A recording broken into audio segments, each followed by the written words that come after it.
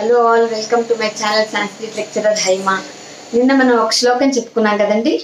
ఏంటది? పృథివ్యాం త్రీణి రత్నాని జలం అన్నం సుభాషితం మూఢై పాషాణ ఖండేషు రత్న సంజ్ఞా విధీయతే అని.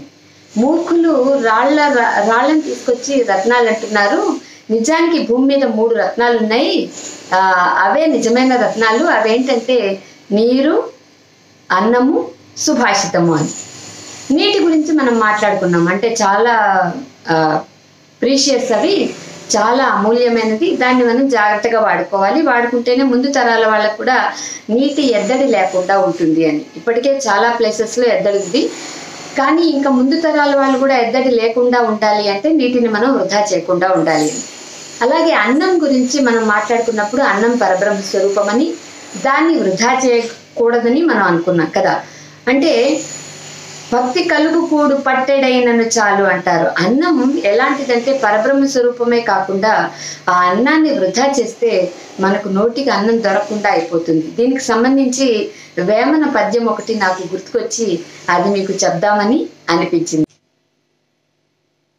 ఆ శ్లోకం ఏంటంటే, గంగి గోవు పాలు గరిటెడైనను చాలు కడవడైననేమి కరము పాలు భక్తి కలుగు కూడు పట్టెడైనను చాలు విశ్వదాభిరామ వినురవేమ. వేమన శతకంలో శ్లోకం ఇది. వేమన తనకు తాను చెప్పుకున్నట్టుగా చెప్తున్నాడు. ఏమంటున్నాడు? గంగి గోవు పాలు గరిటెడైనను చాలు. గంగి గోవు అంటే మెత్తక ఆవు, సాధు జంతువు కదండి ఆవు. సో గంగి గో సాధు జంతువైన ఆవు పాలు గరిటెడైనా చాలు. చిన్న గరిటతో తెచ్చుకున్నా అది మనం సేవించినా చాలట. ఎందుకని? ధేనువు అనేది సకల దేవతా స్వరూపం. మనకు హిందువులకు పూజనీయం, సకల దేవతా స్వరూపం. కాబట్టి అలాంటి ధేనువు యొక్క పాలు గరిటెడైనా చాలు. గరిటెతో మనం తీసుకొని వాడుకున్నా చాలా పవిత్రంగా మనం దాన్ని సేవించినా అది అమృత తుల్యం. ఓకేనా? గంగి గోవు పాలు గరిటెడైనను చాలు. కడవడైననేమి కరము పాలు. కరము అంటే గాడిద. గాడిద పాలు మనం ఒక కడవ తెచ్చుకున్నా ఉపయోగం లేదు. ఓకేనా? గోవు పాలు గరిటె తెచ్చుకున్నా చాలా పవిత్రంగా మనం పూజనీయంగా వాడతాము. పూజల్లో కూడా వాడతాము. మనం ఆరోగ్యానికి కూడా ఆవు నెయ్యి, ఆవు పాలు ఇవన్నీ చాలా మంచిది. కాబట్టి గంగి గోవు పాలు మెతక ధేనువు యొక్క పాలు ఒక గరిటె తెచ్చుకున్నా మనకు సరిపోతుంది. ఒక కుండ, ఒక బిందెడు కడవతో, ఒక గాడిద పాలు ఒక కడవతో తెచ్చుకున్నా మాత్రం ఉపయోగం ఏంటి? ఆ పాలు పనికిరావు కదా.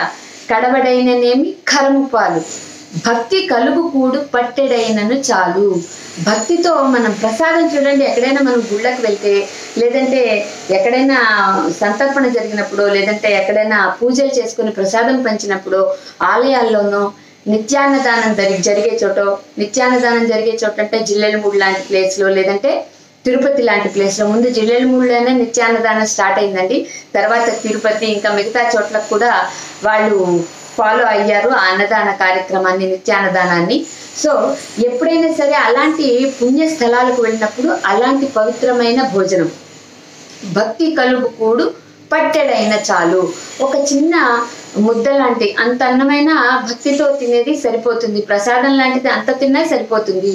విశ్వదాభిరామ వినురవేమ. ఈ శ్లోకం నాకు గుర్తుకొచ్చి, ఈ పద్యం గుర్తుకొచ్చి, నిన్నటి పద్యానికి అనుసంధానంగా ఇది గుర్తుకొచ్చి చెప్పాలని అనిపించింది నాకు. ఒకసారి మళ్ళీ ఈ పద్యం చూడండి.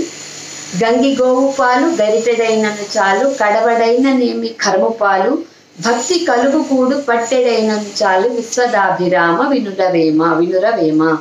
మనం ఎక్కడికైనా పుణ్యస్థలానికి వెళ్ళినప్పుడు, జిల్లెలమూడి కానీ, లేదంటే తిరుపతి కానీ, లేదంటే శ్రీశైలం కానీ, ఇప్పుడు అన్ని చోట్ల అన్నదానాలు జరుగుతున్నాయి కదా. భక్తులకు అన్నదానం జరుగుతుంది. సత్రాలు కట్టి ఎవరికి వాళ్ళకు, అంటే బ్రాహ్మణ్ సత్రాలని, లేదంటే ఇంకోళ్ళ సత్రాలని ఉంటున్నాయి కదా. అక్కడ నిత్యం అన్నదానం కూడా చేస్తున్నారు. అలాంటి చోట మనం అన్నాన్ని అస్సలు వృధా చేయకూడదు. ఎందుకని? భక్తితో వాళ్ళు, భగవంతుడి మీద భక్తితో వాళ్ళు పెడుతున్నారు.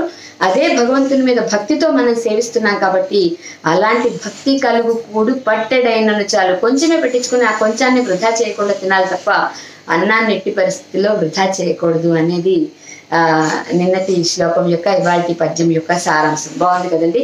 నచ్చితే like, share and subscribe. Thank you.